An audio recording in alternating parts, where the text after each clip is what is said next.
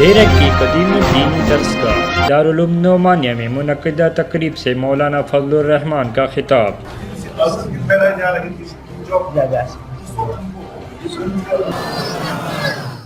مولانا فضل الرحمان صاحب، جمعیت حضرت مولانا فضل الرحمان صاحب، امتی کے لیے سب سے آسان کام، سب سے زیادہ آسان کام اپنے آقا نامدار کے نام۔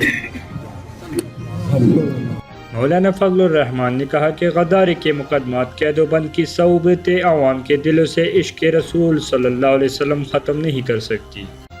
کرتارپور راہداری کھولنے پر مولانا فضل الرحمان نے کہا صرف قادیانیوں کو خوش کرنے کے لیے اور اپنے بیرونی اکاؤں کے حکم پر عمل کرتے ہوئے کرتارپور راہداری کھولنے کا فیصلہ کیا۔ بغاوت کے مقدمات درج کیا ہے، اس کو ہم اب تک